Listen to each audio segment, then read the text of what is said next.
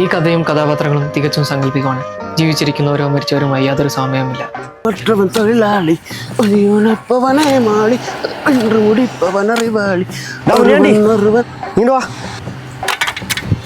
அசர் பண்ண வாங்க வாங்க, எப்படி இருக்கீங்க? நல்லா இருக்கீங்களா? முனியாண்டி என்ன பைசா விடுறா? அசர் பண்ண இப்போ காசு எதுவும் இல்லைண்ணே. செல்விக்கு உடம்பு சரியில்லை. காசு கிடச்சி நான் சீக்கிரமாக கொடுத்துறேண்ணா. അതാരാ സെൽവി? அதே பொஞ்சாதி அண்ணே. ഞാൻ ജോലിക്ക് ഇറങ്ങാലും ശരിയായോ? அண்ணே தம்பி ஊர்லேருந்து வந்திருக்கிறான். அவனுக்கு இங்கே வேலை எதுவும் செட் ஆகலை. நீங்கள் அவனை கூட்டிகிட்டு போங்கோ. நல்ல வேலையெல்லாம் செய்வான். செம்மையான வேலைக்காரன். അവസാനം എനിക്ക് വല്ല പണിയാവോടെ? அண்ணே நீங்கள் என்ன நம்பி கூப்பிட்டு போங்க. അതവിടെ ഉണ്ടോ? എന്നാ വരാൻ പറ. தா அங்கே பாருங்க, அவன் தான் ஆளு. சீட்டா குதிக்கிறான் பாருங்க. ഇവൻ എന്തിനാടാ ഈ ചൂടത്തോടും ചാടുന്നേ? அது அவன் முறப்பண்ணு சொல்லிச்சா, இப்படி ஜம்ப் பண்ணா ரொம்ப ஹைட்டு வைப்பாமே. டேய் தம்பி, கண்ணா கண்ணா, ஐயா கூப்பிடுறாரு, இங்க வாடா. அடிச்சா தாங்க மாட்டேன். டேய் தம்பி, இதுதான் இனிமே உன்னோட முதலாளி. நீ இவரை கொடுத்தா இனிமே வேலைக்கு போக போற, சரியா? சரிடா. ஐயாவோட பொண்டாட்டி ஊருக்கு போயிருக்குது. இனிமே நீ தான் அவரோட வீட்டுல எல்லா வேலையும் செஞ்சு கொடுக்கணும், சரியா?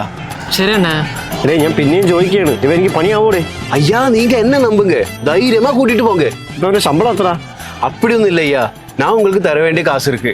நீங்க இவன் விலையை பொறுத்து அதிலிருந்து கொஞ்சம் கொஞ்சம் கம்மி பண்ணிக்கோங்க. ഡേയ് നീ ഇവനെ വെച്ച് മുതലെടുക്കുവാണല്ലേ? போங்க சார் போனா, அப்படி ஒன்றும் இல்லை.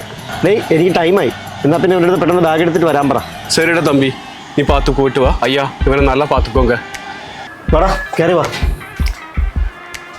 ஹாய் முதலாளி, பெரிய வீடு, பெரிய டிவி, ரொம்ப நல்லா இருக்கும் முதலாளி. இதுல படையப்பா படம் கிடைக்குமா? കിടക്കും കിടക്കും. ഇനി മുതൽ നിന്റെ റൂം ഇതാ.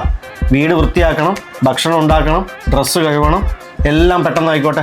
சரியா சார் பண்ண. എടാ സ്റ്റൈൽ രാജപ്പ, നമ്മുടെ മുനിയാണ്ടിയുടെ അരി നമുക്കിവിടെ പണിക്ക് കൊണ്ടുവരാം.